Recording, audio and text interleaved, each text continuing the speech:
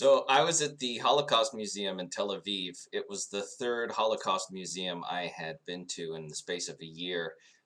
Went to the one in DC and then either in Bonn or Berlin. It was probably Berlin. I was part of an exchange program.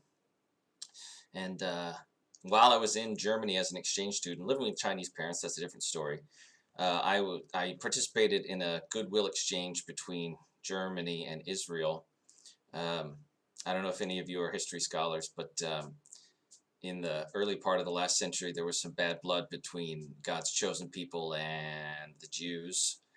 So I was there, and I got to go to a high school there with really cool people. I stayed, oh my God, I stayed with a Russian, not Orthodox, I guess. They were Russian Jewish, obviously. Jewish, the husband was Russian, the wife was Greek, and just the most amazing, beautiful people, all these mixtures of all different races, and there's like a new type of person. Like everywhere you look, living in Asia for a while, it's true that people look very, very similar. They lived in the same place for thousands of years, and their features are noticeably much more similar.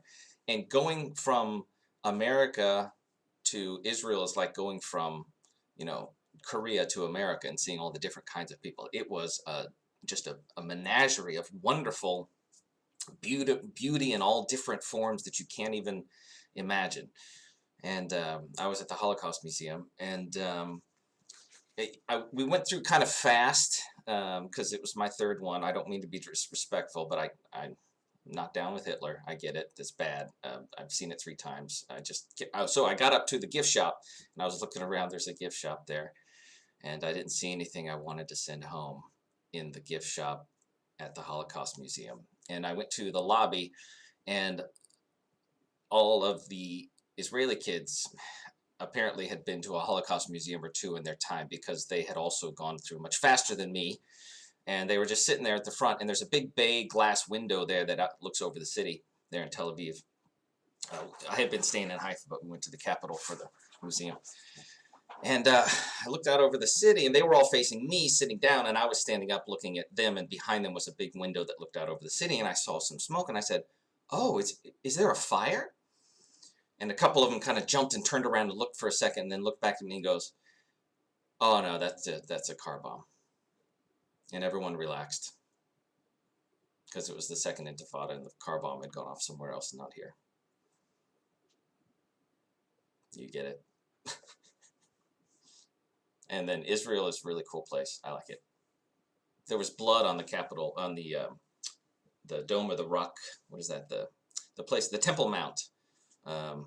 There had been some riots and shootings, and we were standing there taking our pictures in front of the Dome of the Rock, where Muhammad, peace be upon him, took off to the stars, or went to heaven, or whatever happened. There's his footprints in the rock.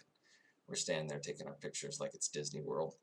And I look down, and there's a big splash of blood, like a Nike swoosh almost. It looked like, someone got shot and then turned around or started running or something like that.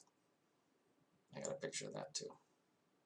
And then our Israeli hosts, of course, a lot of Jerusalem is kind of Palestine. We went to the east, I guess the West Bank, where Bethlehem is and stuff, and went to an aid organization, and saw some caves of Jesus, and I think that's Palestinian territory. And we were at a falafel house in the this is like dungeon of old Jerusalem. It was like something out of a Crusaders movie. Like there's no wallpaper or anything. It was just rough-hewn stone in the caves of Golgotha or something like that, like with some masonry, like giant stones. I mean, it was like a castle.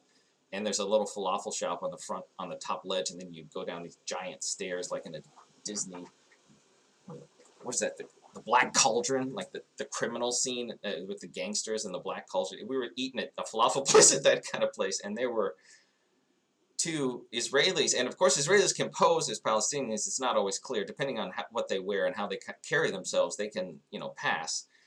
And I was in there, and they were thinking they were passing as being cool, like, oh, we've got this international American. No one's going to mess with this American. We're going to duck into this falafel place we otherwise normally wouldn't really be able to go to. And I have a wonderful picture of my flash film camera. This was 1996. I had a little plastic You know, the kind they give you for free when you buy film. It's just the shittiest, but a really bright flash. And I pull that thing out, and just as I pull it out, they start to say, "What the like? What are you doing? Don't take a flash photography in the in the old city of Drew. You're gonna out us, man. They're gonna know." And just the look on their face is priceless. And it's just the flash is so bright, and I'm so close to them because we're sitting in this dungeon. Everything else is so dark, and there's all these like a couple glowing eyes staring at us out of the darkness. I should find that photo and show it. So anyway, it wasn't a fire, it was a car bomb. That was the punchline a long time ago. I kept going.